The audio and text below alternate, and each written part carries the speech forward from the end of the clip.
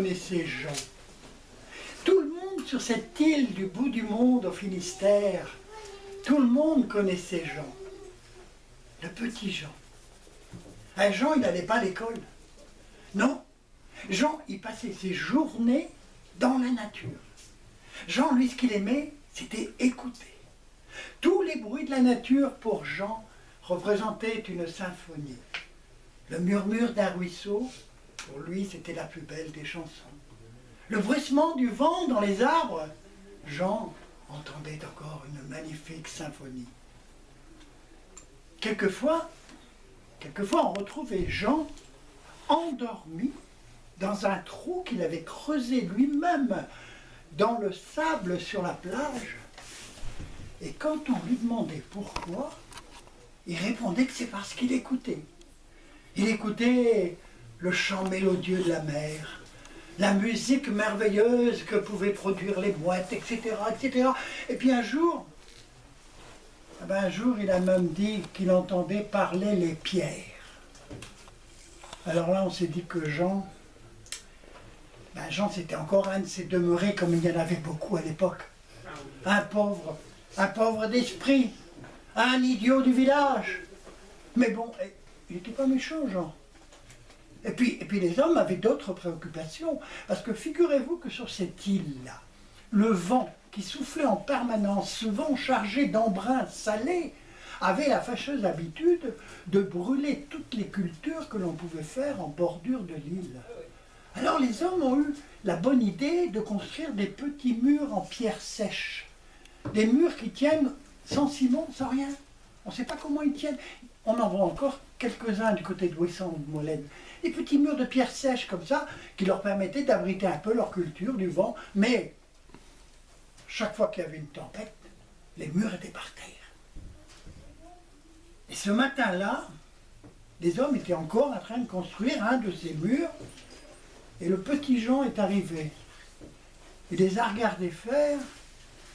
Et puis il a dit comme ça, « Oh ben non, ne mettez pas cette pierre-là, je l'entends qui se plaint. »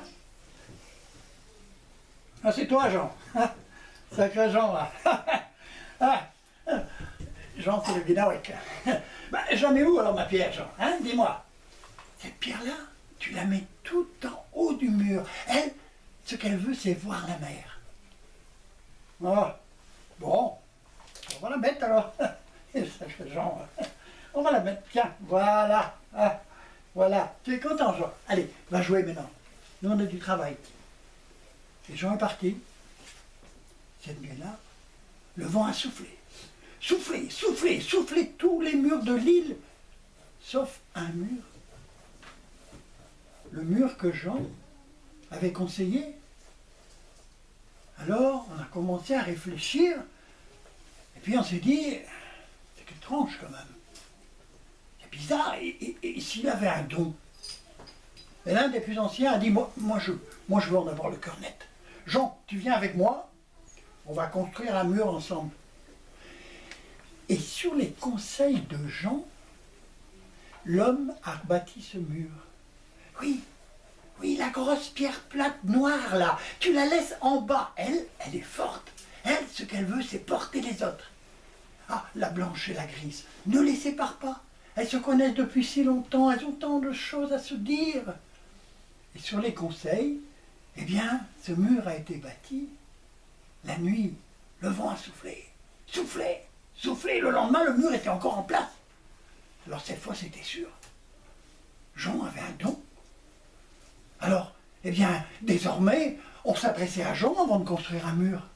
Et puis, le temps a passé, et Jean, ça y est, il avait trouvé sa passion, il avait trouvé sa voix, il était devenu populaire. Tellement populaire, même qu'il faisait un peu son caractère de cochon, des fois. Parce que, quand on est le chercher, ça lui arrivait de dire aujourd'hui, je ne suis pas en forme. Revenez demain matin à 7h15. Eh bien, on revenait le lendemain matin, parce qu'il n'était plus question de construire un mur sans les conseils de Jean. Les choses allaient beaucoup mieux. Les habitants avaient l'occasion de pouvoir s'occuper de plein d'autres choses plutôt que de reconstruire ces murs-là, comme ça. Et Jean avait beaucoup de succès, et le temps a passé, et puis Jean a vieilli. beaucoup vieilli. Et puis un jour que Jean était là encore en train de construire un de ces murs, on l'a vu s'approcher du mur, coller son oreille au mur,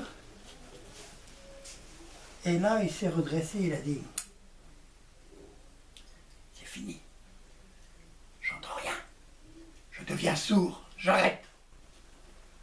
Alors il a fallu recommencer comme avant, reconstruire ces murs qui s'écroulaient à chaque tempête. Et Jean, lui, il était rentré chez lui, il s'est enfermé dans sa maison, il ne voulait plus sortir. Jean, il était très malheureux et puis très renfrogné, il ne voulait parler plus à personne. Et cette nuit-là, une tempête, comme une de ces seules tempêtes qu'on peut voir chez nous dans le Finistère, s'est mise à souffler, souffler, souffler. On avait construit un dernier mur sur la pointe ouest de l'île. Et il y avait Jean. Jean dans sa chambre qui tournait en rond, en grommelant. Je l'entends qui se plaint. Je l'entends qui se plaint, il faut que j'y aille. La fille de Jean est arrivée, elle a dit non, papa, non. Tu vas pas sortir comme ça, tu vas attraper la mort. C'était trop tard.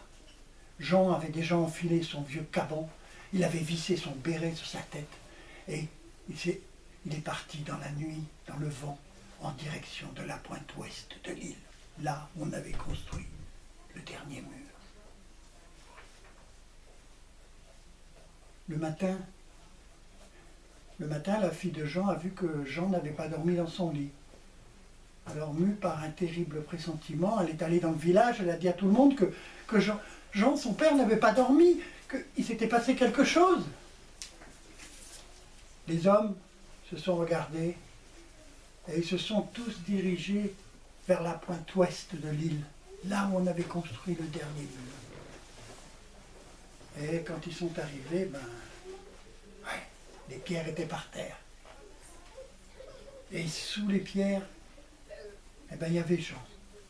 Jean qui dormait de son dernier sommeil.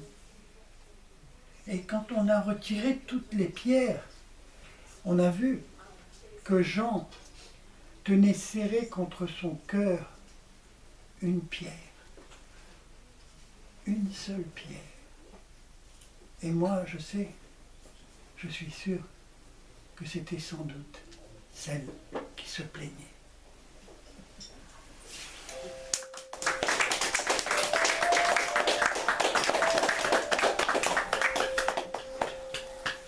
C'est très joli.